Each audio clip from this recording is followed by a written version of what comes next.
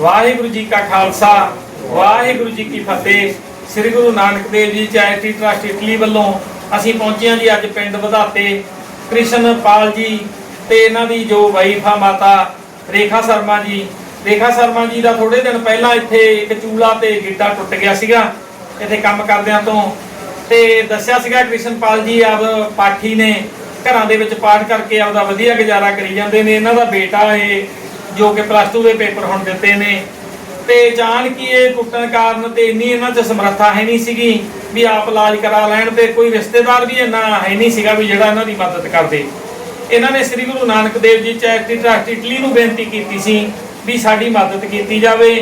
Italy ਵਾਲੇ ਵੀਰਾਂ ਭੈਣਾਂ ਨੇ ਆਪਣੀ 10 ਨੋਹਾਂ ਦੀ ਕਿਰਤ ਕਮਾਈ ਦੇ ਵਿੱਚੋਂ ਇਸ ਮਾਤਾ ਦੇ ਇਲਾਜ ਵਾਸਤੇ 25000 ਰੁਪਏ ਦੀ ਸਹਾਇਤਾ ਭੇਜੀ ਆ। ਉਹ 25000 ਰੁਪਏ ਅੱਜ ਅਸੀਂ ਸਰਪੰਚ ਸਾਹਿਬ ਮੌਜੂਦਾ ਧਰਮਿੰਦਰ ਸਿੰਘ ਜੀ ਤੇ ਇਹਨਾਂ ਦੀ ਮੌਜੂਦਗੀ ਦੇ ਵਿੱਚ ਇਹਨਾਂ ਮਾਤਾ ਦੇ ਇਲਾਜ ਵਾਸਤੇ ਅੱਜ ਅਸੀਂ ਪਿੰਡ ਵਧਾਤੇ ਖੜਾਉਣ ਆਏ ਹਾਂ। ਵਾਹਿਗੁਰੂ ਜੀ ਕਾ ਖਾਲਸਾ ਅਸੀਂ ਬਹੁਤ ਬਹੁਤ ਇਟਲੀ ਵਾਲੇ ਵੀਰਾਂ ਦਾ ਧੰਨਵਾਦ ਕਰਦੇ ਹਾਂ ਕਿ ਜਿਹੜੇ ਲੋੜਵੰਦ ਇਹਨਾਂ ਲੋਕਾਂ ਦਾ ਫਾਇਦਾ ਕਰਦੇ ਆ।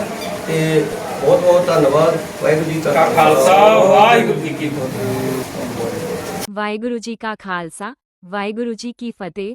ਜੇ ਕੋਈ ਵੀਰ ਭੈਣ ਇਟਲੀ ਤੋਂ ਚਲਾਏ ਸੱਚੇ ਮਨ ਨੂੰ ਸ਼੍ਰੀ ਗੁਰੂ ਨਾਨਕ ਦੇਵ ਜੀ ਚੈਰੀਟੇਬਲ ਟਰਸਟ ਨਾਲ ਜੁੜ ਕੇ ਲੋੜਵੰਦ ਪਰਿਵਾਰਾਂ ਦੀ ਸੇਵਾ ਕਰਨਾ ਚਾਹੁੰਦਾ ਹੈ ਤਾਂ ਇਟਲੀ ਦੇ ਇਸ ਅਕਾਊਂਟ ਵਿੱਚ ਮਾਇਆ ਦਾ ਯੋਗਦਾਨ ਦੇ ਸਕਦੇ ਹੋ ਅਤੇ ਸੇਵਾ ਦਾ ਸਾਰਾ ਵੇਰਵਾ ਤੇ ਹਿਸਾਬ WhatsApp ਗਰੁੱਪ ਵਿੱਚ ਦਿੱਤਾ ਜਾਂਦਾ ਹੈ ਤੇ ਤੁਸੀਂ ਉੱਥੇ ਵੀ ਟਰਸਟ ਨਾਲ ਜੁੜ ਸਕਦੇ ਹੋ ਜੀ। ਵਾਹਿਗੁਰੂ ਜੀ ਕਾ ਖਾਲਸਾ ਵਾਹਿਗੁਰੂ ਜੀ ਕੀ ਫਤਿਹ।